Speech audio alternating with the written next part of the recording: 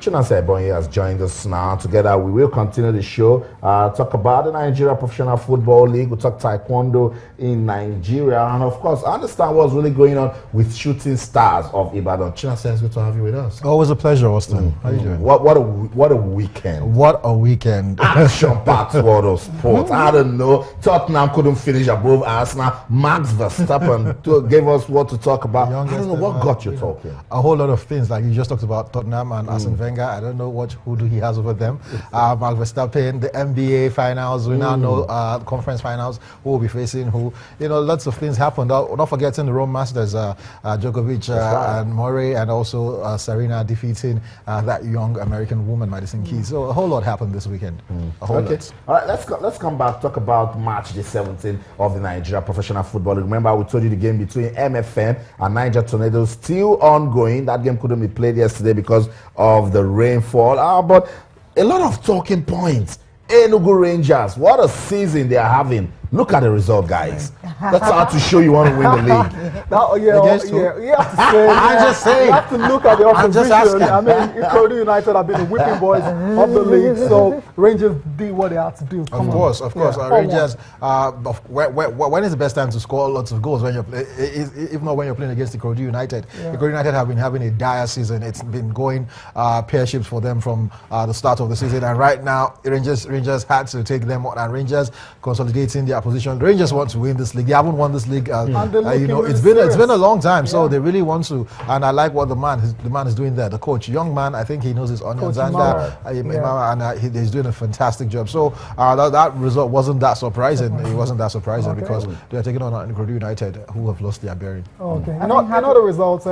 Abia Warriors 1-0, just a 1-0 win over. That's all they needed. Yeah, that's all it takes. 3 points. Yeah, 3 points. Yeah, I agree. Yeah, fair enough. 1-0 over Rivers United. It was goalless between Canopilas and Atlan. It was another 1-1 draw between Plateau United and El Kanemi. While Wicked Tourists destroyed Shooting Stars 4-0. Story of that game is Godwin Obaje with a hat trick. I mean, whenever you score 3 goals in a game, I mean, you have to take you have to take a bow. Come on. Definitely, fantastic one. Lobby Stars defeated Giwa FC. Giwa FC, I don't know what's going on. They will travel, play away. That game actually ended 2-0. It was Lobby Stars 2, Giwa FC 0. Warri Wolves defeated Sunshine Stars 2-0. And look at the champions. They're not looking back. Aimba winning that one against the final by another Oriental derby. Yes. And then the champions had to take that one. Now let's see what did that do for them. They're taking them to 10th on the table, and they still have 3 more games to catch up. Austin, when Aimba were towards the bottom of the table,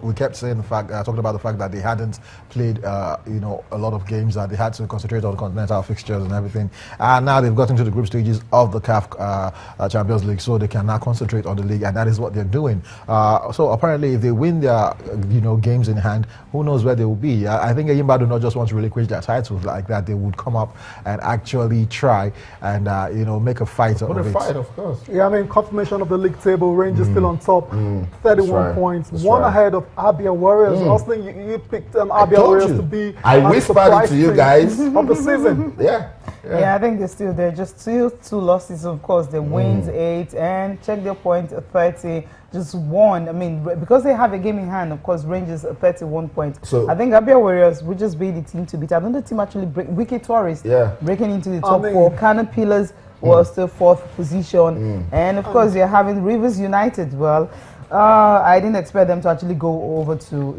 pick up anything from. But they've been playing well. Rivers United have been playing well. They're playing well, but they just couldn't get anything out in Abia. The game between MFM and the Niger Tornadoes we talked about earlier is 2 goals now. Of course, MFM leading by 2 goals to nothing. The first goal was in the 26th minute, an own goal by Abiodun Adebayo, own goal. And of course, Stephen O'Day had to confirm that yes, MFM are really the team to beat. He scored his own in the 45th minute. He's into the second half now, about 61 minutes played so far. I think you see how competitive the Nigerian league Yep. is. A couple of weeks ago, MFM were close to the top of the table trying to battle, and now they're in 12th position already. It just shows you one loss, one slip up, and you can find yourself at the bottom half of the table. Yeah, and Austin, we'll go back to that Wicked Tourist ambassador. That game's going to get us talking for a lot of reasons. The good part of it is we had a player, a striker that was on fire, scored 3 goals. Good. And we have on the bad side, Shooting Stars, what's going on? That's right. They're losing. I mean, they've lost Candelos how many times this season already? And when a team starts going down that bad, it reveals the rot that is in the system. Sometimes they win some games. When they win some games and all that convincingly and they get some draws, no one is giving them credit for that. But anytime they get what credit are we talking about? Shooting Stars are 18th on the log. That's right. I don't know what credit you're talking about. And talks have come out that Coach Kadiri Ikhana has resigned. Let's go over now. We're now being joined by the coach of Shooting Stars. We don't know if he's still the coach or not. Kadiri Ikhana joins us now on the program. Good morning, coach, and welcome to the show. Good morning. Okay, coach, good to have you join us on the program. I'll just go straight on this one. Are you still the coach of Shooting Stars of Ibadan? Well, I have not received a letter of acceptance, but I've given the club a resignation letter about 4 days ago. So I'm still waiting for my replies from the club. So as it is, you have dropped your letter that you no longer want to be the coach of Shooting Stars. Of course, I've done that. Why are you doing that? Yeah. Well, when I got to the club, I was promised that the future of the club would change. Because initially, when I got there, we were owing the players 3 months outstanding salary, and the welfare is not being properly taken care of. This we discussed when I was negotiating with the ministry. Only to stay there for 1 month, 2 months, 3 months, 4 months, no salary. I don't know how somebody can play football with that salary. I don't know. Okay, now what if the management calls you back and asks you, okay, take that letter away and of course remain the coach? They're going to offset the bills and all that. Will you stay with the club? Unless if they change things automatically, which is not possible. There's no sign at all from anybody. Nobody is coming to talk to the players from the ministry. Nothing is happening. So the general manager of the club is like he is the one borrowing money for the club to travel. So many things is happening that I don't understand. So because of that, that's why I'm breaking out. Because you cannot stay in the place you are working, you are spending your hard-earned money that you spent before, throwing it away. I don't think that it is proper.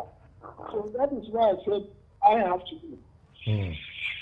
Coach, are you not considering the players? Are you not looking at 3SC and where they are on the club, on the league table? And again, I want you to help us understand what's your relationship with the general manager Rashid Balogun. First and foremost, let me take you one after the other. You talk about the players. I'm a football coach, and even you, if you have a company, people working for you there, we need to please that they don't eat, they come to work, they don't collect their wages, they come to work. That is one. So this has nothing to do with Balogun.